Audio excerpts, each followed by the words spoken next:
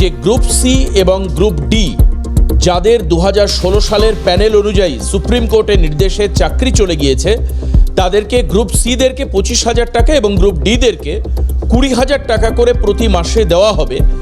এই সিদ্ধান্তের বিরুদ্ধে কিন্তু মামলা হয় এবং হাইকোর্টে মামলা গিয়েছিল। আজকে তার শুনানি ছিল এবং সেই শুনানিতে যেটা নির্দেশ এসছে যে পশ্চিমবঙ্গের এই বিশেষ scheme West Bengal livelihood and social security interim scheme 2025, এই অনুযায়ী যে টাকা দেওয়ার কথা ঘোষণা করা হয়েছিল সেই স্কিমে টাকা দেওয়া বন্ধ রাখতে বলেছেন বিচারপতি অমৃতা সিনহা। শুনানিতে খুব পরিষ্কারভাবে উঠে এসছে যে এই টাকা দেওয়া আপাতত বন্ধ রাখতে হবে এবং কেন এত ব্যস্ততা টাকা দেওয়ার জন্য সেই বিষয়ে প্রশ্ন বিচারপতির। West Bengal livelihood and social security interim scheme 2025, এই অনুযায়ী গ্রুপ সিদেরকে 25 এবং গ্রুপ ডি যাদের চাকরি চলে গেছে সুপ্রিম কোর্টের নির্দেশে যাদের চাকরি চলে গিয়েছে তাদেরকে ভাতা দেওয়ার কথা ঘোষণা করেছিল সরকার এই বিশেষ স্কিমের অন্তর্ভুক্তি হিসাবে। কিন্তু সেই যে ভাতা দেওয়ার যে পদক্ষেপ, সরকারি যে পদক্ষেপ, তাকে আপাতত বন্ধ রাখতে বলছে হাইকোর্ট। এই হচ্ছে বিশেষ জায়গাটা। আমরা শোনাবো যে ঠিক এই সিদ্ধান্ত সরকারের তরফ থেকে যে সিদ্ধান্ত নেওয়া হয়েছে West Bengal livelihood and social security interim scheme 2025, মুখ্যমন্ত্রীর ঘোষণা। মে মাসে মুখ্যমন্ত্রী কি বলেছিলেন তার বক্তব্য আপনাদেরকে শোনাবো এখন এই মুহূর্তে।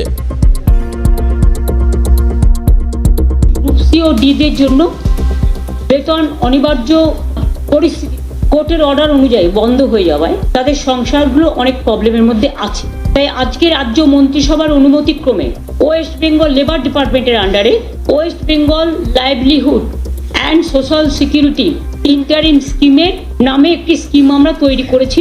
এর মাধ্যমে সিদ্ধান্ত হলো যে ওই গ্রুপ সি ও ডি কর্মচারীদের 2025 পয়লা এপ্রিল থেকে মাসে যথাক্রমে গ্রুপ সি 25,000 এবং গ্রুপ ডি 20,000 টাকা করে অনুদান দেওয়া হবে। 14ই মে 2025 অর্থাৎ মে মাসের 14 তারিখে মুখ্যমন্ত্রীর এই ঘোষণা এবং তার পরবর্তীকালে এই নিয়ে কিন্তু একটা বিক্ষোভ দেখা যায়, অবশ্যই প্রতিবাদ ওঠে এবং কিন্তু এরপরে যেটা দেখতে পাওয়া যায় যে আইনি প্রক্রিয়ার মধ্যে যাওয়া হয়। এই আইনি প্রক্রিয়ায় আজকে সেই মামলার শুনানি ছিল। অমৃতা সিনহা মাননীয় বিচারপতির এজলাসের শুনানি এবং সেই শুনানিতে কিন্তু এই ভাতা দেওয়ার যে প্রক্রিয়া বিশেষ স্কিমের আন্ডারে সেটাকে আপাতত স্থগিত রাখা হয়েছে। অভিরূপা হাজরা আমাদের প্রতিনিধি আমাদের সঙ্গে রয়েছেন, আমি অভিরূপার কাছে যাব। অভিরূপা, কি প্রশ্ন আসলো এই শুনানিতে? বিশেষ করে যেটা আমরা দেখতে পাচ্ছি যে বিকাশ রঞ্জন ভট্টাচার্য, যিনি এই সরকারি সিদ্ধান্তের বিরুদ্ধে মামলা করেছেন, তিনি বলছেন যে দুর্নীতিকে সমর্থন করবার জন্যই এই ভাতা দেওয়ার প্রক্রিয়া সরকার চালু করেছে। এরপর কি হলো, বিচার প্রক্রিয়া কিভাবে এগোলো এবং শেষে এই ভাতা আপাতত বন্ধ রাখবার কথা জানালেন বিচারপতি। অভিরূপা, তোমার থেকে বিস্তারিত জানবো।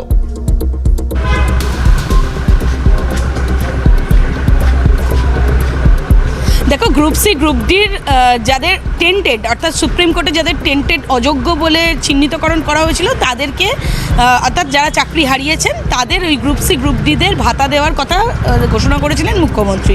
সেই যে স্কিমের কথা বলা হয়েছিল সেই স্কিমকে চ্যালেঞ্জ করে, সেই সিদ্ধান্তকে চ্যালেঞ্জ করে কলকাতা হাইকোর্টে মামলা রুজু করেছিলেন চাকুরি প্রার্থীরা। অর্থাৎ এই এই গ্রুপ সি গ্রুপ ডির যারা চাকুরি প্রার্থী তারা কলকাতা হাইকোর্টে মামলা রুজু করেছিলেন। সেই মামলার প্রেক্ষিতে আজ কলকাতা হাইকোর্টের বিচারপতি অমৃতা সিনহা, তার কাছে মামলাটি যখনই প্রথমে আসে তখনই বিচারপতি রাজ্যের কাছে জানতে চান যে কোন স্কিমে মামলা দেওয়া হচ্ছে, সেই স্কিমে কোন স্কিমে টাকা দেওয়া হচ্ছে, সেই স্কিমের টাকা কোথা থেকে আসছে, অর্থাৎ সোর্স অফ ইনকাম কি। তাছাড়াও যারা বেনিফিশিয়ারি, যারা এই টাকা পাচ্ছেন তারা কিসের ভিত্তিতে টাকা পাচ্ছেন, বাড়িতে বসে বেকার থেকে টাকা পাচ্ছেন? যদি তারা বেকার থেকে বাড়িতে বসে টাকা পান তাহলে অন্যান্য বেকারদের কি অসুবিধে, তাদের ক্ষেত্রে কি স্কিম চালু করেছে রাজ্য সরকার, এই প্রশ্নগুলো করেন বিচারপতি। সেই সময় রাজ্য জানায় যে টাকা দেওয়া অলরেডি শুরু হয়ে গিয়েছে। সে মতো অবস্থায় বিচারপতি পর্যবেক্ষণ করেন যে মামলাটা যেহেতু বিচারপতি শুনছেন, তাই এমতো অবস্থায় টাকা দেওয়া যায় কি প্রশ্ন তোলেন বিচারপতি। তারপরই রাজ্য জানায় যে নানান স্কিম রয়েছে, যেমন দুর্গাপুজোর স্কিম রয়েছে, সেই সময় কিছু টাকা দেওয়া হয় ভাতার মতো করে, তারপরেও দেওয়া হয়, নানান স্কিম দেওয়া হয়েছে। কিন্তু তারপরেও বিচারপতি একাধিক প্রশ্ন তুলেছেন রাজ্যের এই সিদ্ধান্তকে চ্যালেঞ্জ করে, বা সিদ্ধান্তের বিষয়টা নিয়ে যে রাজ্য যে স্কিমে এই টাকাগুলো দেওয়ার কথা বলেছেন সেই স্কিমটির যৌক্তিকতা ঠিক কোন জায়গায়, কার থেকে টাকা নিয়ে কোথায় ভাতা দেওয়া হচ্ছে সেই প্রশ্নটা করা হয়। যারা বেনিফিশিয়ারি তারা কি বেকার টাকা পাচ্ছেন, মানে কোনো কাজের পরিশ্রমের বিরুদ্ধে এসে টাকাটা পাচ্ছেন, নাকি নর্মালি টাকা পাচ্ছেন, এই নিয়ে প্রশ্ন করা হয়। আর রাজ্য নানান যুক্তিতে সেটাকে স্যাটিসফাই করার চেষ্টা করেন। এই দুইয়ের বক্তব্য শোনার পর শুনানি শেষ করা হয়েছে, রায়দান স্থগিত রেখেছেন বিচারপতি অমৃতা সিনহা। এই মুহূর্তে কোনো ইন্টারিম অর্ডার নেই, তবে বিচারপতি মৌখিকভাবে বলেছেন যেহেতু মামলাটি শোনা হচ্ছে তাই এমতো অবস্থায় ভাতা দেওয়া কি চালু রয়েছে, সেটা কিভাবে চালু রাখা সম্ভব সে নিয়ে প্রশ্ন তুলেছেন বিচারপতি। তাই এমতো অবস্থায় আদতে ভাতা দেওয়া বন্ধের ব্যাপারে আদালত কোনো সিদ্ধান্তের কথা জানাননি। শুধুমাত্র বলা হয়েছে যে এই যে স্কিমটা চলছে সেই স্কিমটা রাজ্য কি চিন্তা ভাবনা করেছিল, কোথা থেকে টাকা নেওয়া হচ্ছে এবং কাদেরকে দেওয়া হচ্ছে, যাদেরকে দেওয়া হচ্ছে তাদের কি কোনো পরিশ্রমের বিনিময়ে টাকাটা দেওয়া হচ্ছে, এই কতগুলো প্রশ্ন, একাধিক প্রশ্ন রাজ্যের কাছে ছুড়ে দিয়েছিলেন বিচারপতি অমৃতা সিনহা। তার উত্তর রাজ্য দিয়েছে, তাতে আদালত স্যাটিসফাই কিনা সেটা এখন জানা যাবে না। তার কারণ মামলা শুনানি শেষ, রায়দান স্থগিত রেখেছেন বিচারপতি অমৃতা সিনহা। চলতি সপ্তাহে বা তার পরের সপ্তাহে এই মামলার রায়দান হবার সম্ভাবনা রয়েছে। সেই সম্ভাবনার পরই, অর্থাৎ রায়দান হলেই বিচারপতি পরিষ্কার জানিয়ে দিলেই বোঝা যাবে যে এই গ্রুপ সি গ্রুপ ডির যে ভাতা দেওয়ার নির্দেশিকা রাজ্য সরকার দিয়েছে, যে স্কিম রাজ্য সরকার চালু করে এই ভাতা দেওয়ার কার্যক্রম শুরু করেছিলেন, সেই কার্যক্রম আদতে সঠিক নাকি তার উপর কোনো অন্তর্বর্তী স্থগিতাদেশ জারি করলেন বিচারপতি, সেটা জানা যাবে। কিন্তু আপাতত কোনো অন্তর্বর্তী স্থগিতাদেশ নেই, শুধুমাত্র বিচারপতি পর্যবেক্ষণ করেছিলেন যে ওই ভাতা দেওয়া কি ঠিক হবে, বা এই যে স্কিম চালু করা হয়েছে সেটা কোন প্রেক্ষিতে স্কিম চালু করা হয়েছে, এর বেনিফিশিয়ারি যারা পাচ্ছেন অর্থাৎ যারা এর জন্য লাভবান হচ্ছেন তারা কিসের ভিত্তিতে থেকে এই লাভবানটা হচ্ছেন, কিসের ভিত্তিতে এই টাকাটা পাচ্ছেন, আর যে টাকা দেওয়া হচ্ছে তার সোর্স অফ ইনকাম কি, এই কটা প্রশ্ন আদালতের পক্ষ থেকে দেওয়া হয়েছিল। রাজ্য যদিও নানান যুক্তির মাধ্যমে, নানান নির্দেশিকার মাধ্যমে, অন্যান্য অর্ডার শিট তুলে ধরে, দুর্গাপুজোর ভাতার উদাহরণ তুলে ধরে একাধিক বক্তব্য রাজ্য জানিয়েছে। একেবারে অভিরূপা তুমি সঙ্গে থাকো। রাজ্যের অ্যাডভোকেট জেনারেল কিশোর দত্তের যে ব্যাখ্যা তুমি বলছিলে যে বিভিন্ন জায়গা থেকে কারণ উল্লেখ করে রাজ্য বলতে চাইছে যে একটা বিশেষ স্কিম, এবং এই বিশেষ স্কিম বিশেষ পরিস্থিতিতে দেওয়া হচ্ছে গ্রুপ সি এবং গ্রুপ ডি 2016 প্যানেলে যাদের চাকরি গিয়েছে তাদের মধ্যে যারা গ্রুপ সি এবং গ্রুপ ডি রয়েছেন তাদের জন্য রাজ্য সরকারের এই ভাতা। এখনো পর্যন্ত ইন্টারিম কোনো অর্ডার নেই যে ভাতাকে স্থগিত রাখা হবে, কিন্তু একাধিক প্রশ্নের কথা তুমি বলছিলে। অভিরূপা তুমি সঙ্গে থাকো। এই মুহূর্তে আইনজীবী বিক্রম ব্যানার্জি তিনি কি বলেছেন আমাদেরকে সেটা শোনাবো। এই রায়দান প্রসঙ্গে বিক্রম ব্যানার্জি কি মনে করছেন শুনুন। গ্রুপ ডি ভাতা সংক্রান্ত আমাদের আবেদন ছিল কলকাতা হাইকোর্টের কাছে খুবই স্পষ্টত যে এই ধরনের একটি নোটিফিকেশান যেটা গভর্নমেন্টের তরফ থেকে এসেছে লেবার ডিপার্টমেন্ট, এটা অ্যাবসলিউটলি ইলিগাল। আর যদি ভাতা দিতেই হয় তাহলে শুধুমাত্র যাদের চাকরি চলে গেছে তারা কেন, বাকিরা কেন নয়। কারণ 2016-তে প্রায় 22 লক্ষ পরীক্ষার্থী আছে, এবং যদি এই ধরনের কোনো কাউকে দেওয়া হয় যারা চাকরি চলে গেছে তাদের মধ্যে টেন্টেড ক্যান্ডিডেটরাও আছে, যাদের মধ্যে করাপ্টেড ক্যান্ডিডেটরা আছে, তারা পেলে তাহলে সাধারণ যারা নর্মাল যারা আনএমপ্লয়েড ইউথ রয়েছে তাদের কেন নয়, হলো আমাদের পিটিশনের মূল সাবমিশন, যেটা কোর্টের কাছে আমরা দেখিয়েছি এবং এটাও জানিয়েছি যে এখানে ক্যাটাগরিক্যালি আর্টিকেল 14 ভায়োলেশন হচ্ছে। এই পিটিশনের মেনটেনেবিলিটি পয়েন্ট তোলা হয়েছে, কারণ বলা হয়েছে ওয়েট লিস্টেড ক্যান্ডিডেট যারা তারা এটা করতে পারে না, বা যারা চাকরি পায়নি তারা এটা করতে পারে না। এই শুনানির পরে আজকে কোর্ট সিএভি করেছে টেট ক্যান্ডিডেটরা ভাতা পায়, তাহলে সবাইকে ভাতা দিতে হবে, নইলে এটা স্টে হবে। 20,000 আর 25,000 এইটার ফিক্সেশন কিভাবে হলো? মূলত এই যে টাকাটা দেওয়া হচ্ছে এটা কি যারা যারা আনএমপ্লয়েড তাদের জন্য কি স্কিম আছে? কারণ এটা তো বেসিক্যালি যাদেরকে টার্মিনেট করে দেওয়া হয়েছে বা যারা টেন্টেড তাদের দিকে চলে যাচ্ছে। তো মূলত প্রশ্ন বিচারপতির তরফ থেকে রাজ্য সরকারের উদ্দেশ্যে করা হয়েছিল। রাজ্য সরকারের বক্তব্য যেটা খুব ক্লিয়ারলি তারা বলতে চাইছে যে পিটিশনটা মেনটেনেবল না, এটা খুব টেকনিক্যাল জায়গা থেকে রাজ্য সরকার বলেছে সব পক্ষকে শুনানি করে এখন অর্ডার রিজার্ভ, জাজমেন্ট এটাতে আসবে।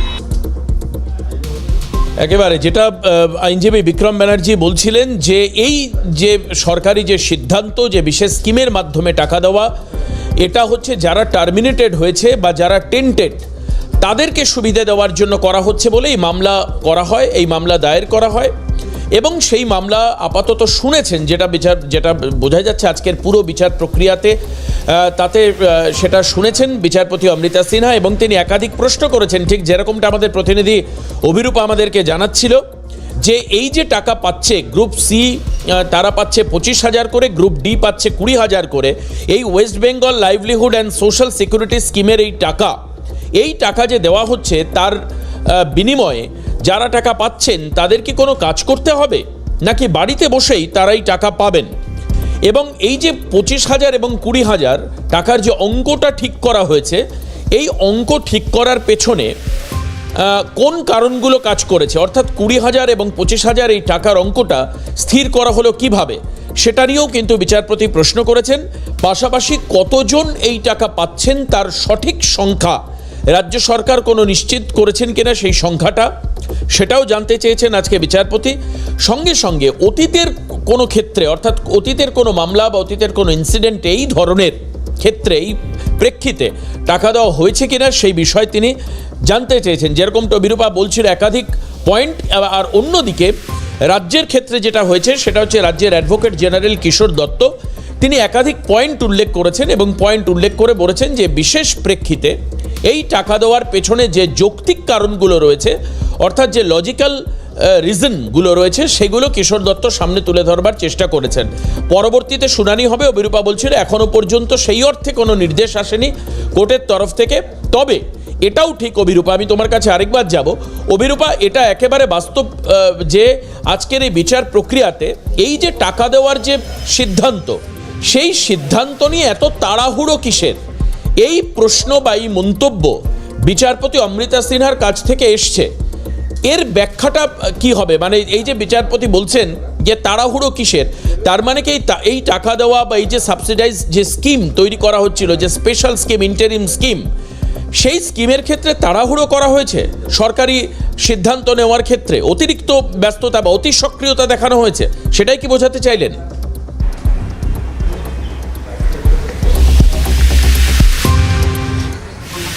দেখো, এই যে মামলাটা শুনানি চলছিল, প্রথমার্ধে যখন শুনানি হয় তখনই বিচারপতি প্রথমেই জিজ্ঞাসা করেন মামলার যে মূল অভিযোগ যে ভাতা দেওয়া কি শুরু হয়ে গিয়েছে। রাজ্য সরকার জানায় যে ভাতা দেওয়া শুরু হয়ে গিয়েছে।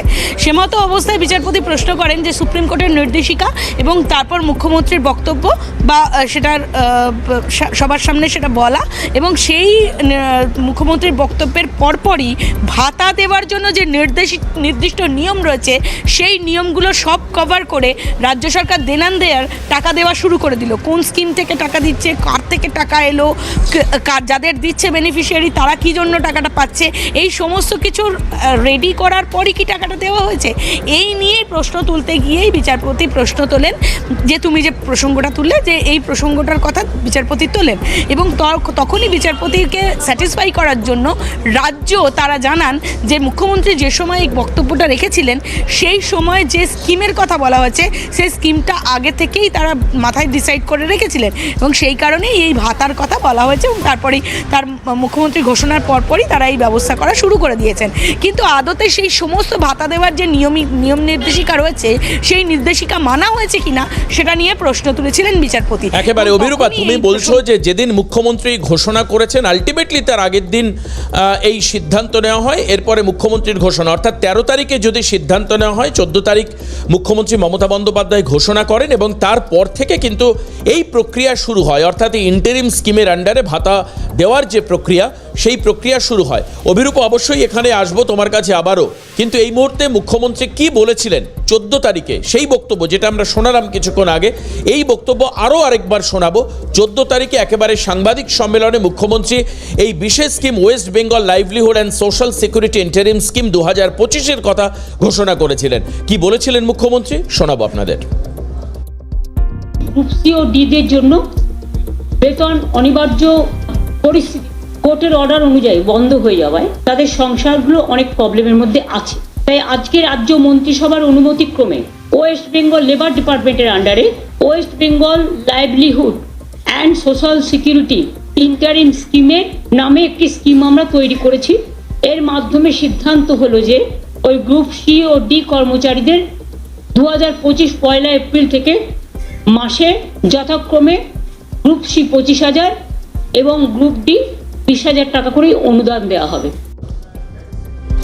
মূলত যেটা জানতে পারা যাচ্ছে যে শুধুমাত্র এই গ্রুপ সি এবং গ্রুপ ডি যাদের চাকরি গিয়েছে 2016 সালের যারা প্যানেলের অন্তর্ভুক্ত ছিল, যাদের চাকরি গেছে সুপ্রিম কোর্টের নির্দেশে, অর্থাৎ পুরো প্যানেল যে বাতিল করা হয়েছিল, তাহলে সবাই কেন টাকা পাবে না?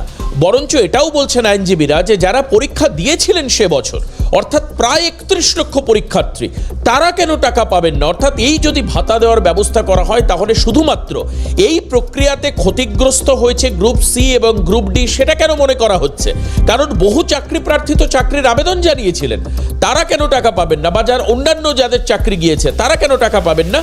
এই ভাতা দেওয়া প্রসঙ্গে খুব পরিষ্কারভাবে আইনজীবীরা যারা এই যে ভাতা দেওয়ার প্রক্রিয়া তার বিরুদ্ধে যে মামলা গেছে, অর্থাৎ চাকরি হারাদের বা চাকরি প্রার্থীদের তরফ থেকে যে মামলা করা হয়েছে, যেটা অভিরূপ আমাদেরকে জানাচ্ছিল যে চাকরি প্রার্থীরা মামলা করেছে এবং সেই মামলার আজকে শুনানি প্রক্রিয়া ছিল, সেখানে উল্লেখ করা হয়েছে যে যদি এরা টাকা পায় বা এরা যদি ক্ষতিগ্রস্ত হয় তাহলে চাকরি প্রার্থীরাও তো সমানভাবে ক্ষতিগ্রস্ত, তারা কেন তাহলে সরকারি ভাতা পাবেন না? কি বলছেন আইনজীবী বিক্রম ব্যানার্জি, শোনাবো আপনাদের। 22 লক্ষ পরীক্ষার্থী আছে, তারাই বা কেন ভাতা পাবে না? যারা বেকার বা যারা ধরুন আরও পরীক্ষার যেগুলো হয়েছে যেখানে যারা চাকরি পায়নি, বিভিন্ন ক্ষেত্রে এই ঘটনা ঘটে, প্রচুর লোক চাকরি পায় না, তো তারা কেন বঞ্চিত হবে?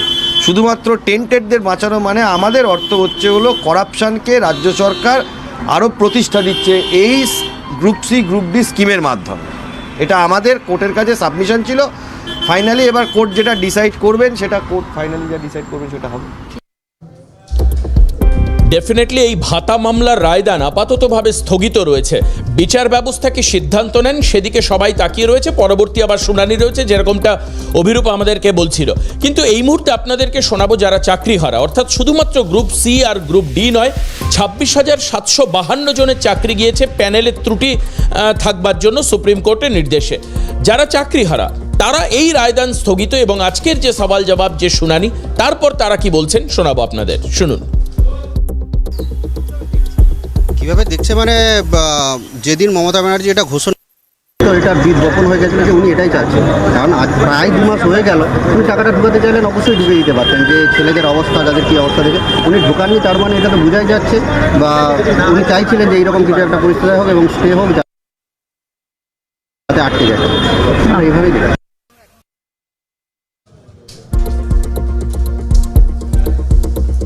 অভিরূপা, এই মামলাতে আমরা যেটা আরও পরিষ্কারভাবে দেখতে পাচ্ছি যে শুধুমাত্র গ্রুপ সি আর গ্রুপ ডি কেন, অন্যান্য যারা রয়েছেন, অর্থাৎ যারা এমনকি এটা ডিমান্ড করা হচ্ছে যে যারা 2016 সালে প্যানেলে ছিলেন, 2016 সালে প্যানেলে ছিলেন তারা নয়, যারা পরীক্ষা দিয়েছিলেন তারাও ক্ষতিগ্রস্ত হয়েছেন। কারণ এই ক্ষেত্রে দেখা যাচ্ছে পুরো প্যানেলটাই ত্রুটিযুক্ত।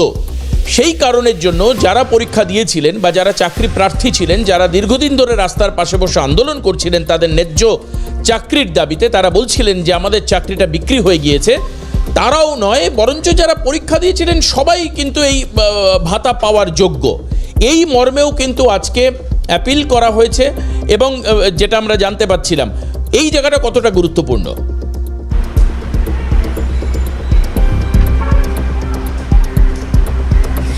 দেখো, কলকাতা হাইকোর্টে যখন এই মামলাটি রুজু হয়েছিল সেই সময় একটা প্রশ্ন উঠেছিল যে 20 থেকে 25,000 কেন 30,000 নয়, বা কেন 19,000 নয়? এই টাকাটা কিভাবে ডিসাইড করলো রাজ্য সরকার? এটা যেমন বিচারপতি একটা জায়গায় প্রশ্ন তুলেছেন, অন্য জায়গায় বিচারপতি তার সঙ্গে সঙ্গে আরও প্রশ্ন তুলেছেন যে যেহেতু মামলাটি করা হয়েছে আনটেন্ডেড ক্যান্ডিডেট যারা, অভিরূপা তোমাকে সঙ্গে রাখবো। এই মুহূর্তে আইনজীবী ফিরদৌস শামীম আমাদের সঙ্গে রয়েছেন টেলিফোনে।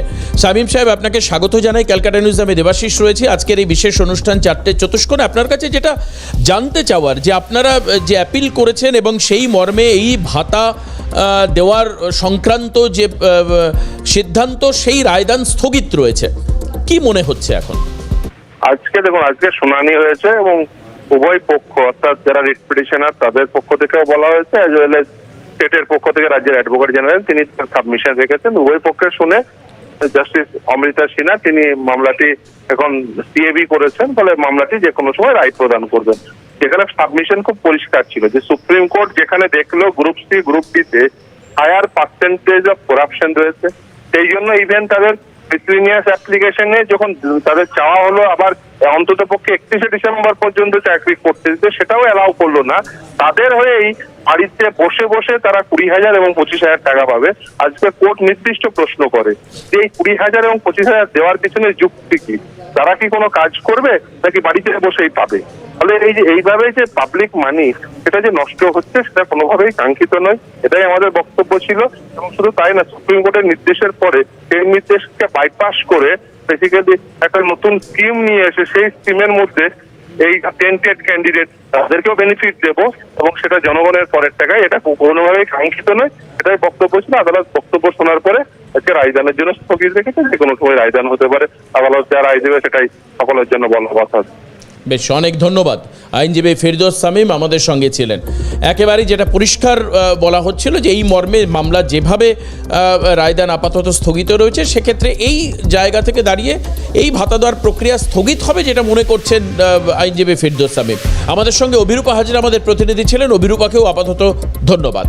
আর এখন এই মুহূর্তে এদিকেই তাকিয়ে থাকতে হবে যে নির্দিষ্ট তথ্যের ভিত্তিতে, যেটা অ্যাডভোকেট জেনারেল কিশোর দত্ত একাধিক ইনপুট দিয়েছেন কোর্টে, তবে বিচার ব্যবস্থা এবং বিচার প্রক্রিয়ার মাধ্যমে আগামী যে শুনানি রয়েছে সেখানে রায়দান নিশ্চিতভাবে হবে এবং এই ভাতা দেওয়ার যে প্রক্রিয়া, যে সরকারি সিদ্ধান্ত বিশেষ ইন্টারিম স্কিমে, সেটা কি চালু থাকবে না স্থগিত হয়ে যাবে, এটাই এখন দেখার বিষয়। 4টে চতুষ্কোণ এখানেই শেষ করব। ধন্যবাদ, নমস্কার।